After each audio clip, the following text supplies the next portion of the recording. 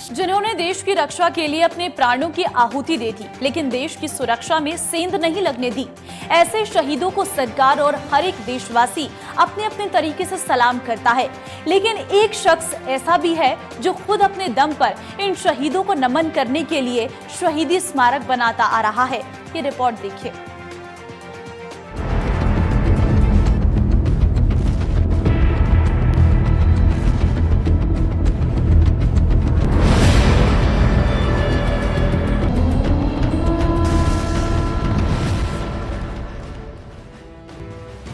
तपती गर्मी में रेगिस्तान से लेकर कई कई फुट की बर्फ के बीच खड़े हमारे देश के जवानों को देखते ही किसी भी देशवासी का सीना गर्व से चौड़ा हो जाता है।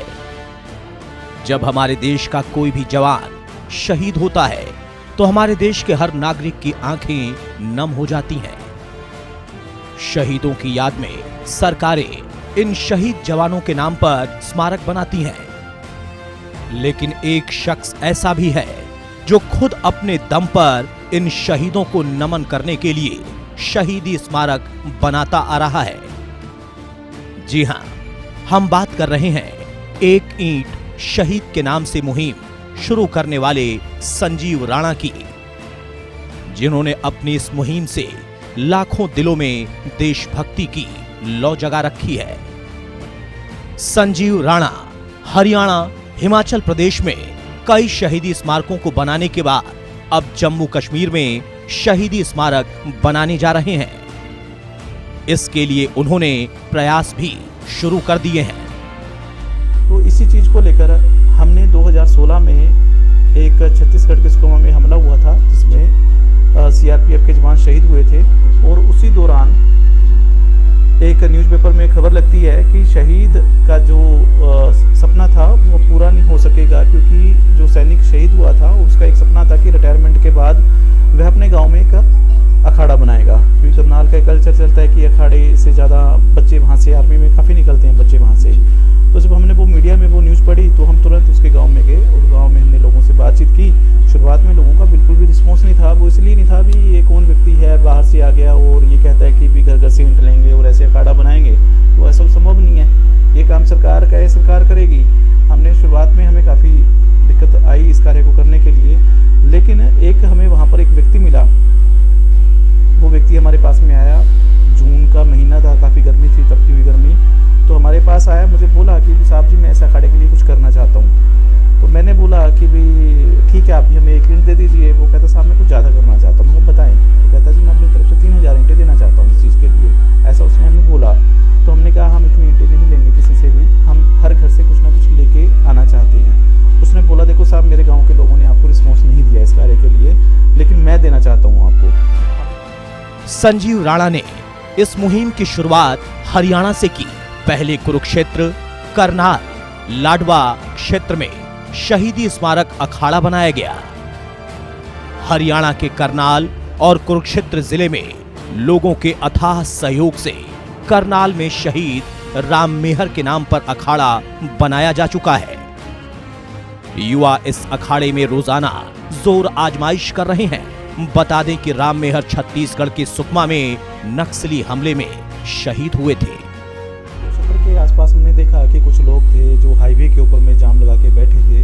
जब उनसे बात की हमने तो उन्होंने बताया कि ऐसे ऐसे करके हमारे यहाँ के शहीद हुए, और सरकार ने एक वादा किया था कि उनके नाम से यहाँ पर शहीद स्मारक का निर्माण किया जाएगा, परंतु वो अभी तक नहीं हुआ।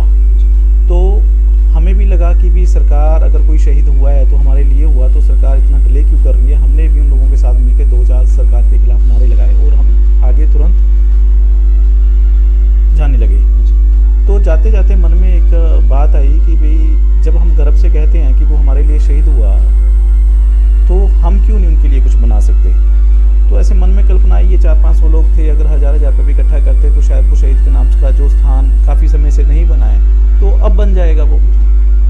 तो ऐसे मन में काफ़ी समय तक एक कल्पना मेरे मन में रही इस कार्य को लेकर। मैं था, मेरे साथ डॉक्टर बीना डडवाल हैं, अनु मैडम हैं, डॉक्टर डडवाल हैं, ऐसे 5-7 साथी थे। सबने हम बैठने के बाद में हमने विचार किया भी इस कार्य को हम लोगों को ही करना चाहिए। कोई भी शहीद होता है वो सरकार के लिए नहीं होता, आम जनता के लिए होता है। इसलिए आम जनता का भी फर्ज बनता है कि वह शहीदों के लिए कोई कार्य करे।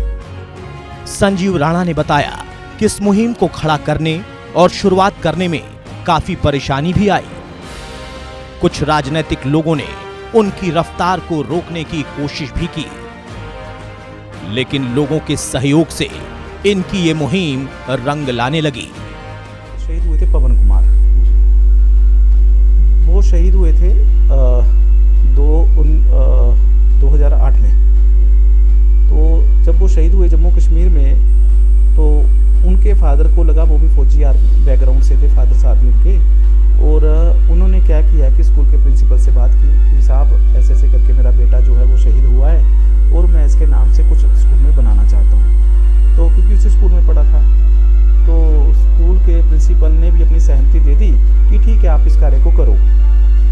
और उन्होंने अपने बेटे के नाम से, पवन कुमार के नाम से, शहीद पवन कुमार के नाम से एक बड़ा स्टैचू, अच्छा स्टैचू उन्होंने बनवा लिया। और स्कूल में जब वो लगाने लगे तो वहाँ पर विवाद खड़ा हो गया कि ये व्यक्ति तो जी फलानी पार्टी का है और इसका स्टैचू हम नहीं लगने देंगे। तो वहाँ पर वो तो व्यक्ति जिसने जान गंवानी थी वो तो चला गया, लेकिन उसको भी राजनीतिक रंग में इस तोल दिया गया कि भाई इसका स्टैचू नहीं लगेगा, क्योंकि 5 साल सरकार किसी की है, 5 साल का सरकार किसी की है, जब वो लगाने लगेगी तो सरकार दूसरी की होगी, ऐसा एक मामला था। तो हमने कहा नहीं भाई वो शहीद हुआ है, तो अगर वो बना हुआ है, आप इमेजिन नहीं कर सकते 10 साल तक उस स्टैचू को छुपा के रखा हुआ था कोठरी में, काली अंधेरी कोठरी में छुपा के रखा हुआ था कि अगर स्टैचू को किसने देख लिया ना तो उसके खिलाफ एफआईआर दर्ज करवा देंगे। संजीव हरियाणा के बाद हिमाचल प्रदेश में इस अनूठी पहल को आगे बढ़ा चुके हैं।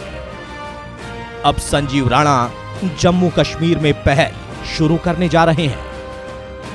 इनका सपना है कि कश्मीर के श्रीनगर में एक ईंट शहीद के नाम मुहिम के तहत देश का एक और बड़ा और भव्य स्मारक बनाया जाए, और इसके लिए वे सरकार से जमीन की मांग कर रहे हैं।